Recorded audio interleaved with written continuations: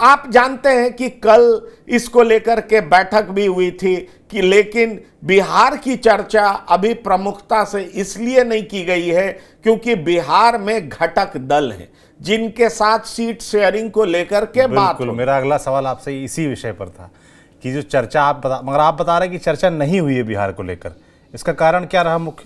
देखिए, चर्चा प्रमुखता से इसलिए नहीं हुई क्योंकि पहले तो घटक दलों के साथ बात होगी, उनको कौन कौन सी सीटें देनी है उस पे एक कंसेंसस बनेगा। उसके बाद बीजेपी कितनी सीटों पर लड़ेगी ये औपचारिक तौर पर तय होगा और उसके बाद ही बीजेपी डिसाइड करेगी कि किस किस को उतारेगी। वैसे ये बात साफ है कि बीजेपी पहले से तय कर चुकी होगी कि हमें इन सीटों पर अपने उम्मीदवार उतारने, एक सूची भी तैयार कर ली गई होगी, लेकिन औपचारिक तौर पर घोषणा तब तक नहीं की जा सकती है क्योंकि बिहार के एनडीए में बहुत बड़ा झोल भी है। आप जानते हैं कि एक तो बीजेपी है, जेडीयू है। जेडीयू क्या 16 से कम सीटों पर लड़ने के लिए तैयार हो जाएगी? ये एक बड़ा सवाल है क्योंकि मैं आपको कंफर्म सोर्सेस से बता सकता हूं कि बीजेपी किसी भी हाल में 10 सीट से ज्यादा देने को तैयार नहीं।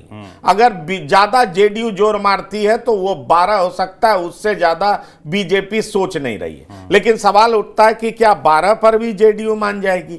ये एक बड़ा सवाल है। दूसरा सवाल बार बार उठ रहा है कि एलजेपी किसी भी सूरत में 5 या 6 सीटों से कम पे नहीं मानेगी।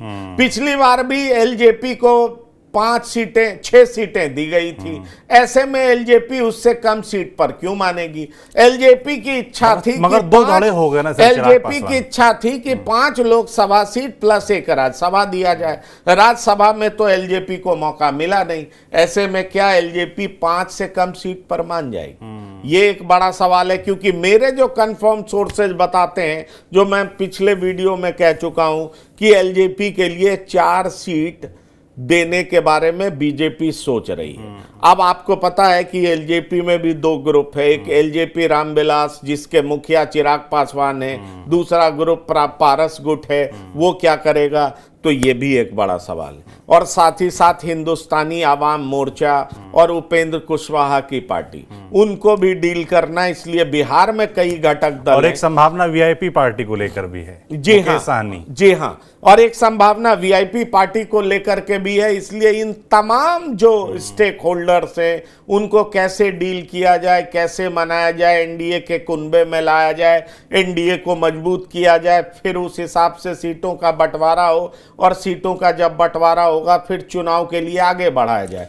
तो ये जो झोल है, जो पेच है, जब तक इसको सुलझा लिया नहीं जाता तब तक औपचारिक तौर पर घोषणा नहीं की